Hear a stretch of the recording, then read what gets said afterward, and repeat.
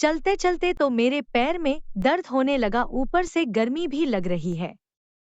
तुम बिल्कुल सही बोल रही हो सीमा, आज सच में बहुत ज्यादा गर्मी है। मुझे भी गर्मी लग रही है।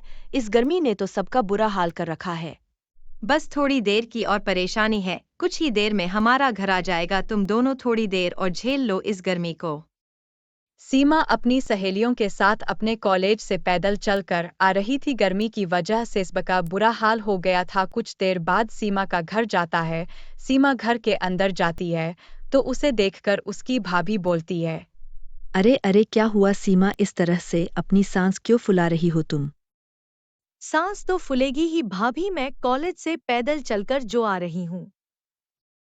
सीमा, तुम पैदल चलकर क्यों आई, बस में क्यों नहीं?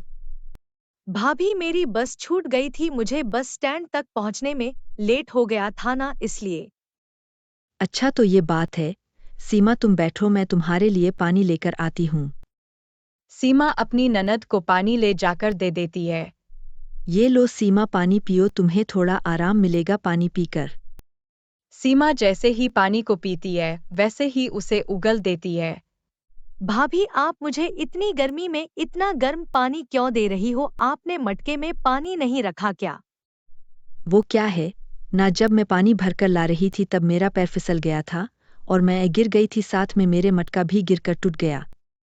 ये क्या कह रही हो भाभी, घर में एक ही तो मटका था, आपने उसको तोड़ दिया। अब मैं ठंडा पानी कैसे पी पाऊंगी पता नहीं। अब इस गर्मी में मेरा अब क्या होगा? तुझे ठंडे पानी की पड़ी है, तेरी भाभी गिर गई, तुझे उसकी फिक्र नहीं है जरा भी। मुझे माफ कर दो भाभी, मुझे आपसे ऐसी बात नहीं करनी चाहिए थी। वैसे आपको ज्यादा चोट तो नहीं लगी ना? नहीं, मुझे कहीं नहीं लगी, बिल्कुल ठीक हूँ। तभी पड़ोस की एक औरत घर पर आती है। अरे ओ सोना बहू, कहाँ है तू? जी बोलिए अम्मा जी, क्या हुआ? बहू तूने मेरा सूट सिल दिया क्या?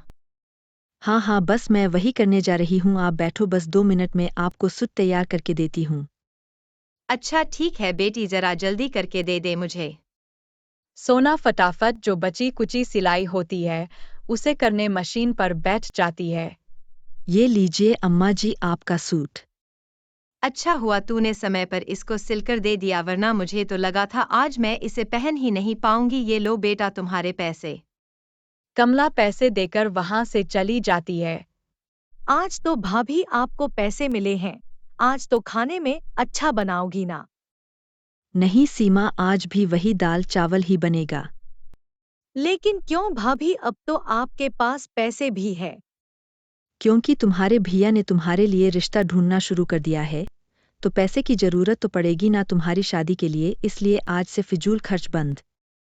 मेरा रिश्ता? लेकिन क्यों, हमारे घर के हालात तो पहले से ही खराब चल रहे हैं और कॉलेज की फीस तक तो निकल नहीं पा रही है। भैया ऐसे में मेरी शादी कैसे करेंगे? तुम उसकी चिंता मत लो, खाओ पियो और आराम करो, अब तुम्हारे भैया और मैं सब संभाल लेंगे, और हाँ, तुम्हारी शादी खूब धूमधाम से करेंगे।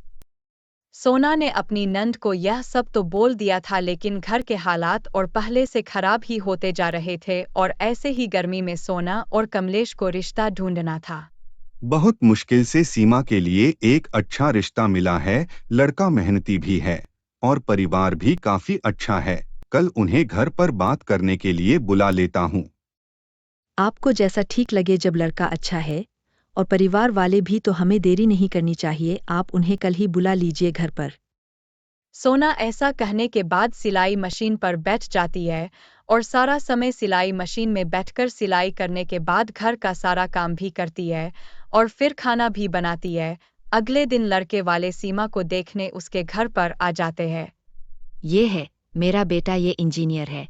मुझे लड़की सिंपल चाहिए, यहाँ तक दहेज में भी कुछ नहीं चाहिए, बस आप हमारे मेहमानों की अच्छी खातिरदारी करना और दुल्हन को जोड़े में विदा कर देना। ये सुनकर सोना और कमलेश बहुत खुश होते हैं। ये लीजिए, मुंह मीठा कीजिए, हमें ऐसा ही रिश्ता चाहिए था, मेरी नंद आपके घर में बहुत खुश रहेगी। उसके बाद लड़के वाले वहां से चले जाते हैं। कमलेश सोना और सीमा से कहता है, कुछ ही दोनों में जो पैसे मैंने बचाए हैं मैं बैंक से ले आऊंगा और फिर शादी की तैयारी शुरू कर देंगे। भैया क्या ऐसा नहीं हो सकता है, ये शादी अभी ना होकर सर्दियों में हो जाए क्योंकि अभी बहुत गर्मी है, मुझे बहुत गर्मी लगेगी। अरे इतनी गर्मी भी नहीं लगेगी, थोड़ी बहुत लगेगी भी तो मैं हवाई पंखा लगवा दूंगा। सही तो बोल रहे हैं तुम्हारे भैया, तुम चिंता मत करो, सब ठीक हो जाएगा। कमलेश बैंक से पैसे निकलवा कर घर आ ही रहा होता है, तभी कुछ गुंडे वहां जाकर कमलेश का पैसे से भरा बैग लेकर भाग जाते हैं। कमलेश उदास होकर घर वापस लौट आता है। क्या हुआ, आप इतने परेशान से क्यों लग रहे हो, और पैसे वाला बैग कहाँ है? अरे मैं लुट गया, बर्बाद हो गया, सब खत्म। मैंने अपनी बहन के लिए जो जमा पूंजी बचाई थी सब पानी में मिल गया। उस बदमाश चोर ने मेरे सारे पैसे चुरा लिए। अब मैं अपनी बहन की शादी कैसे करूंगा? आप परेशान मत होइए, ऊपर वाले पर भरोसा रखिए, सब ठीक हो जाएगा। मैं दिन रात मेहनत करूंगी, कपड़े सिलूंगी और पैसे कमाऊंगी। समय कम है, हम कितनी भी मेहनत कर ले लेकिन उतने पैसे जमा नहीं कर पाएंगे। सोना दिन रात सिलाई करके मेहनत से पैसे कमाने की कोशिश करती है। बहुत मेहनत करने के बाद भी वह चंद पैसे जमा कर पाती है। उसके बाद सोना दूसरे के घरों में जाकर सफाई का काम करना भी शुरू कर देती है।